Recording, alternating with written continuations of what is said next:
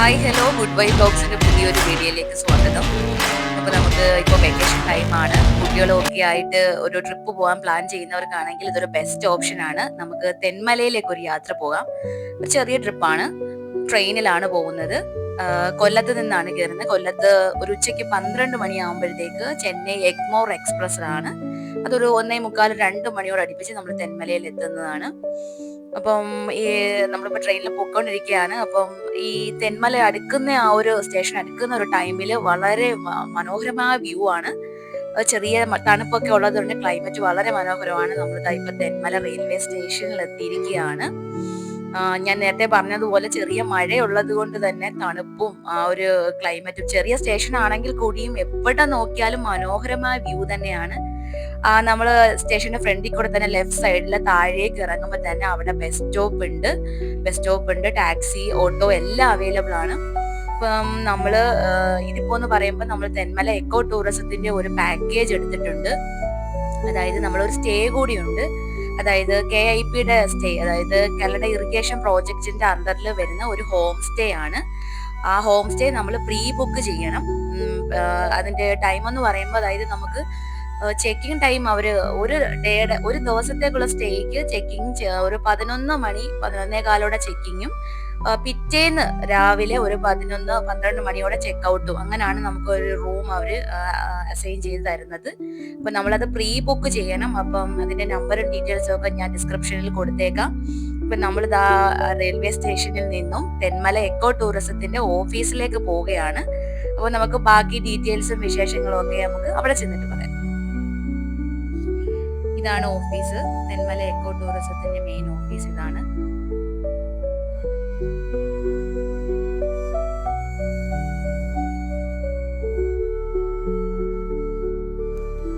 ഇവിടുത്തെ റേറ്റ് എന്ന് പറയുമ്പോൾ ഒരാൾക്ക് 610 രൂപയാണ് വരുന്നത്. അതിൻ്റെ നമുക്ക് എന്തൊക്കെ ബെനിഫിറ്റ്സ് ആണെന്ന് വിചാരിച്ചാൽ leisure zone, adventure zone, boating, dear park, butterfly park, children's park. അപ്പോൾ ഇത്രയാണ് നമുക്ക് യൂസ് ചെയ്യാൻ പറ്റുന്നത്. അപ്പോൾ ഒരാൾക്ക് 610 രൂപ റേറ്റിലാണ് വരുന്നത്. അപ്പോൾ നമുക്ക് പാക്കേജായിട്ട് അങ്ങനെ എടുക്കുക. അതല്ല നമുക്കിതിൽ ആവശ്യമില്ലാത്തതൊക്കെ ആണെങ്കിൽ സിംഗിളായിട്ട് തന്നെ ടിക്കറ്റ് എടുക്കാവുന്നതാണ്.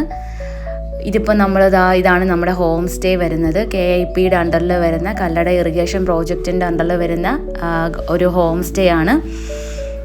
അപ്പം അത്യാവശ്യം നല്ല ഒരു ക്ലൈമറ്റും മെയിൻ റോഡ് സൈഡിൽ തന്നെയാണ്. നല്ലൊരു മുറിയാണ്. ഒരു 4 പേരടങ്ങുന്ന ഒരു ചെറിയ ഫാമിലിക്കൊക്കെ വന്നാൽ നല്ല രീതിയിൽ തന്നെ സ്റ്റേ ചെയ്യാൻ പറ്റിയ ഒരു റൂം തന്നെയാണ്. AC റൂമാണ്, അറ്റാച്ച്ഡ് ബാത്റൂം ഉണ്ട്. എല്ലാം നല്ല നീറ്റ് ആൻഡ് ക്ലീൻ ആണ്.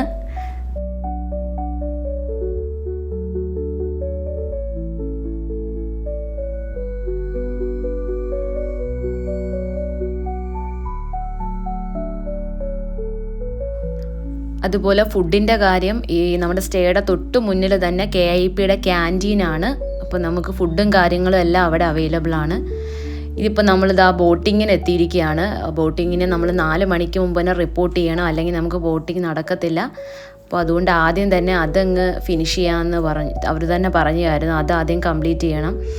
അപ്പോൾ നമ്മൾ നമുക്ക് വണ്ടിയിലാണ് വന്നിട്ടുള്ളതെങ്കിൽ നമ്മൾക്ക് നമ്മുടെ കാറിൽ തന്നെ പോകും. അതല്ല നമുക്ക് വണ്ടിയിലല്ല ഇപ്പോൾ നമ്മൾ ട്രെയിൻ വന്നതുകൊണ്ട് നമുക്ക് അവർ തന്നെ ഒരു ഓട്ടോ ചേട്ടനെ അറേഞ്ച് ചെയ്ത് തന്നു. അപ്പോൾ നമുക്ക് എന്താ ആവശ്യം ഉണ്ടെങ്കിലും പുള്ളിയെ വിളിച്ചാൽ മതി.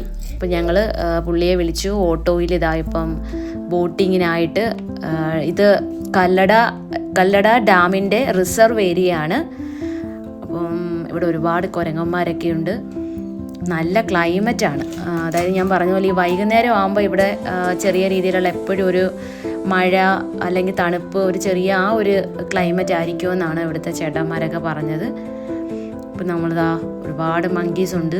നമ്മുടെ കയ്യിൽ എന്തെങ്കിലും ഫുഡ് അതേപോലത്തുള്ള കാര്യങ്ങളുണ്ടെങ്കിൽ അവർ നമ്മളെ അറ്റാക്ക് ചെയ്തിട്ട് ആ ഫുഡ് എടുക്കും. അതൊക്കെ ശ്രദ്ധിക്കണം. കുഞ്ഞുങ്ങളുടെ കയ്യിൽ ബിസ്ക്കറ്റോ ഫ്രൂട്ടിയോ അങ്ങനെയൊന്നും ഉണ്ടാവരുത്. നമ്മൾ അവിടേക്ക് പോവുകയാണ്.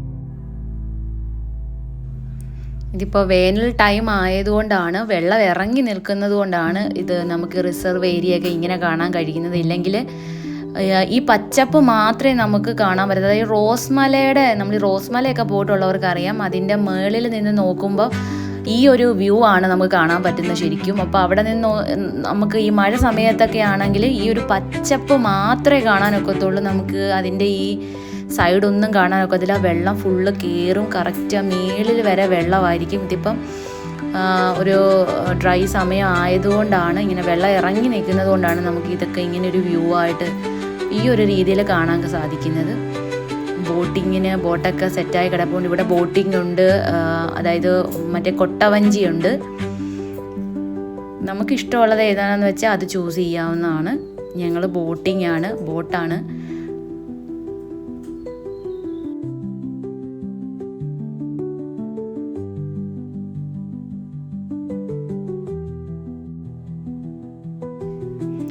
പറഞ്ഞറിയിക്കാൻ പറ്റാത്ത രീതിയിലുള്ള ബ്യൂട്ടിഫുള്ളായിട്ടുള്ളൊരു എക്സ്പീരിയൻസ് ആണ് നമുക്ക് ശരിക്കും ഈ ബോട്ടിങ്ങിലൂടെ കിട്ടുന്നത്.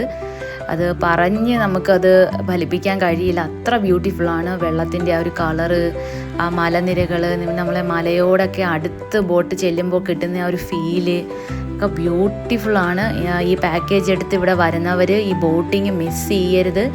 എനിക്ക് പേഴ്സണലി ഈ പാക്കേജ് എടുത്തതിൽ ഏറ്റവും ബ്യൂട്ടിഫുൾ ആയിട്ടുള്ള എക്സ്പീരിയൻസ് എന്ന് പറയുന്നത് ബോട്ടിങ് തന്നെയാണ്. പറയാൻ വാക്കുകളില്ല, അത്രയ്ക്ക് മനോഹരമാണ്.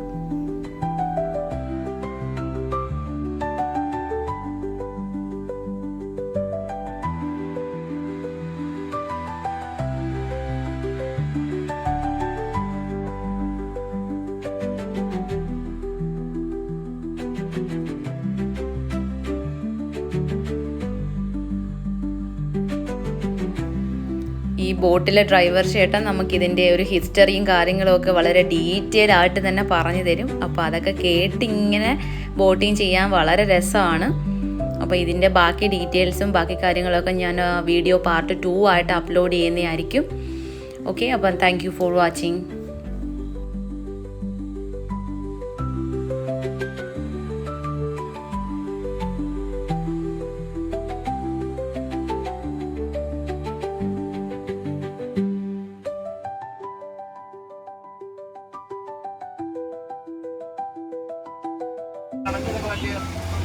കാര്യമാണ്.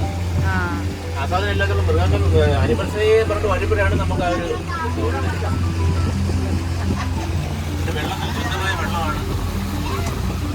ഇത് കൂടുതലും ഈ വെസ്റ്റേൺ കൺട്രീസിൽ വരുന്ന സ്റ്റാച്ചിൽ വരുന്ന അതിന് വേറെ വെള്ളം പൊല്യൂട്ടഡ് ആവുന്നില്ല.